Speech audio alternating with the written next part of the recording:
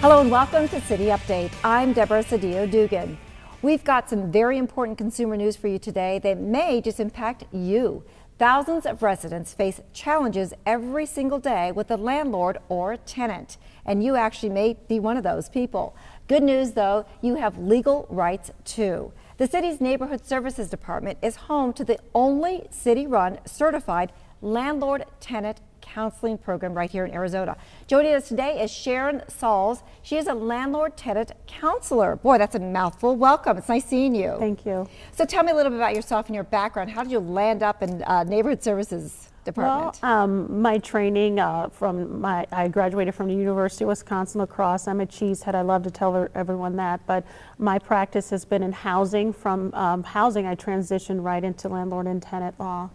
So. Okay, excellent, because there is a law right here in Arizona. What is it, and what do people need to know about it? Okay, it is the Arizona Residential Landlord and Tenant Act, and the law protects both landlords and tenants. And as I said, it's Arizona law, so it's not just for Phoenix residents, so that's important for everyone to know. The book is also recently started to be written by the Arizona Housing Department. It was once written by the Secretary of State, and a lot of people aren't sure about that. Okay, so give me some highlights. What constitutes this law? What are the main parts of it? Okay. Well, what constitutes the Residential Landlord and Tenant Act is if you rent or if you own a property and you are renting to someone. It could be someone renting a room in your home. It could be someone renting a mobile home. As long as they rent and they don't own the mobile home, it's also landlord and tenant laws. So as you can see, there are different types of rental laws. You may have commercial law, you may have mobile home law, but we educate the public on landlord and tenant law specifically. Okay, so when we talk about if somebody's renting a room, the room above the garage or the back house, whatever, there has to be some kind of contract. Is it word of mouth? So let's get into that little specifics. It can be well. both. Okay. The law requires that you have a written contract, or it could be a verbal agreement, meaning there is no written contract. So both of those ways constitute you as a legal tenant. Got it, because you may be getting a check or there's money exchanged every single month. So just Exactly. that alone itself. Right. Okay, so there's rights for both the landlord and the tenant. Talk Right. about those. Right. Well, a landlord has a right to receive rent from a tenant. The landlord has a right to not have his home destroyed by a tenant. And on the flip side, a tenant has a right to have the repairs done by the landlord. The tenant has a right and a responsibility to pay their rent as requested by the landlord. So the landlord may have written up some requirements in the contract, but they also have to abide by the Landlord and Tenant Act. And the landlord's written contract or requirements cannot contradict the law. Okay, so I still want to go back to, it can be written or it can't, because if it's a verbal contract, so I just assume that I need to keep my house tidy, but if there may be that verbal, right. They come back and say, well, no, I didn't really know how to keep my house tidy. It's best to have a written contract because all the stipulations are laid out, and right. the time frame is the terms of the lease are identified as well, but you can have a verbal agreement. The law says you can have a contract, or in the absence of a contract, you are still a legal tenant.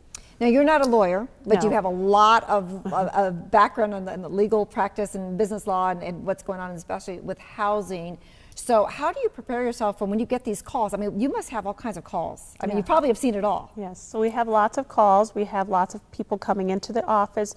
We have lots of people emailing. We have lots of people at outside presentations as well. So, for example, some of the calls may range from someone being a domestic violence victim and wanting to know their rights and if they can terminate the lease. We may have a landlord that says a tenant hadn't paid their rent for 6 months and perhaps they moved someone into the unit, or the tenant that they rented to moved out, but someone else has moved in. So we have a range of issues. Now, how many counselors do we have in the Neighborhood Services Department? We only have 3, and they serve the entire state of Arizona. Oh my goodness. Yes. Okay, so that some of them can be a 24-hour, it could be a 5-minute phone conversation, or it may take a little longer to get all the particulars. Sometimes we have customers coming back, and it's common for someone to come in once and then they've received what they needed, and we have some recidivists where they come in 2, 3, 4 times because the type of customers we have, it ranges as well. We may have someone who may not have an education or may have a learning disability or any type of disability, or sometimes we have attorneys, professors, and doctors who come in. So we have a range of customers whose needs and requirements are different. Can you talk a little bit, maybe there's got to be a top 10 list or some of the highlights or tips that you can offer for both the landlords and tenants, which they should be watching out for? Right. Some of the tips that we always tell our customers is don't sign a contract without viewing your unit. Sometimes you see the model, but you don't see your actual unit. Make sure that you always pay your rent on time. That's for the tenant, of course. Make sure you educate yourself. There are so many different ways that we offer education, so make sure you get educated on that.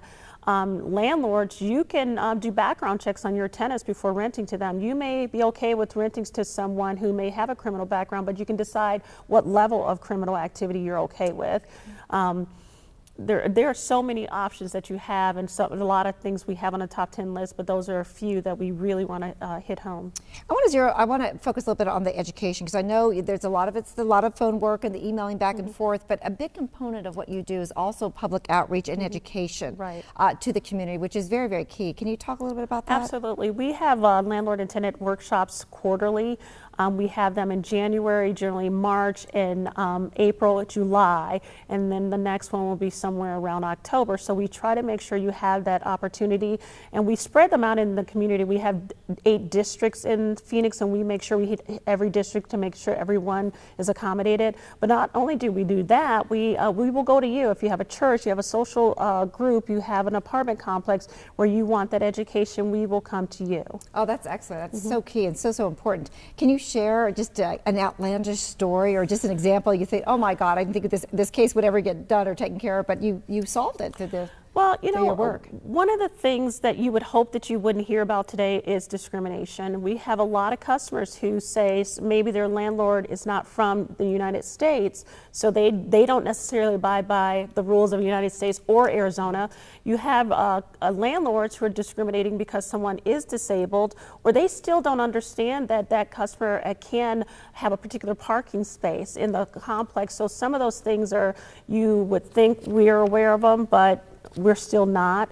The 2 of the main issues that you would think we wouldn't hear about as often is foreclosure. That's still on the forefront.